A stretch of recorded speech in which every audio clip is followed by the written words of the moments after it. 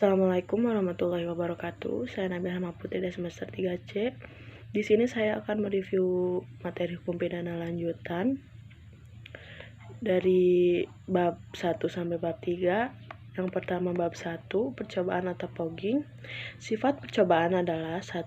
Sebagai dasar atau alasan memperluas dapat dipidananya orang, yaitu seseorang dapat dikenakan sanksi pidana apabila sudah memenuhi unsur pasal 53 walaupun tidak memenuhi unsur delik.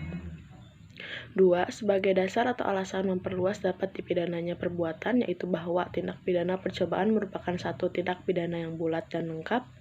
Percobaan bukan delik yang tidak sempurna, tetapi delik sempurna dalam bentuk khusus atau istimewa. Dasar patut dipidananya percobaan, yang pertama teori subjektif, yang kedua teori objektif. Unsur-unsur percobaan, yang pertama adanya niat, kedua adanya pemulaan pelaksanaan, ketiga pelaksanaan tidak selesai bukan karena kehendak sendiri.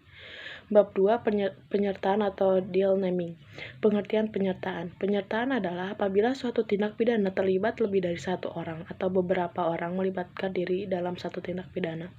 Bentuk-bentuk penyertaan, yang pertama die het plegen atau player, yang artinya yang melakukan. Kedua die het doen plegen, yang artinya menyuruh melakukan. Ketiga die het medeplegen, yang artinya turut serta melakukan. Keempat die het uitlokking, yang artinya membujuk atau menggerakkan.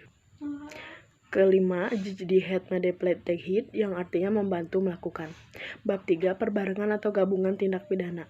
Dalam KUHP tidak ditemukan definisinya, tetapi dari rumusan pasal-pasalnya dapat disimpulkan seseorang dengan satu perbuatan mengakibatkan beberapa aturan pidana dilanggar, atau seseorang dengan beberapa perbuatan mengakibatkan beberapa aturan pidana dilanggar. Pengaturan perbarengan atau gabungan tindak pidana diatur dalam buku 1 KUHP bab 4. Pasal 63 sampai 71. Yang pertama, perbarengan peraturan diatur dalam pasal 63 KUHP. Kedua, perbuatan berlanjut diatur dalam pasal 64 KUHP. Ketiga, perbarengan perbuatan diatur dalam pasal 65 sampai 71 KUHP. Sistem pemidanaan. Perbarengan peraturan atau konkurs idealis pasal 63 KUHP menurut pasal ayat 1 KUHP digunakan sistem absorpsi, yaitu hanya dikenakan atau dijatuhkan pidana pokok terberat. Sistem pemidanaan seperti ini dinamakan absorpsi murni atau hisapan murni, yaitu pidana yang terberat menghisap pidana yang ringan. Perbuatan berlanjut.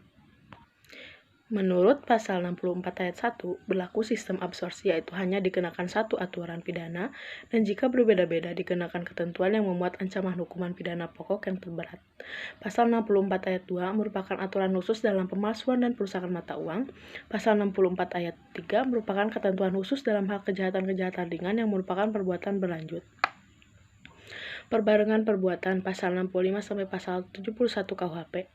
Konkurs realis berupa kejahatan yang diancam pidana pokok sejenis, yaitu terhadap kejahatan-kejahatan pasal 65, yaitu hanya dikenakan satu pidana dengan ketentuan bahwa jumlah pidana maksimum tidak boleh lebih dari maksimum pidana terberat ditambah sepertiganya, atau absorpsi yang dipertajam atau diperberat.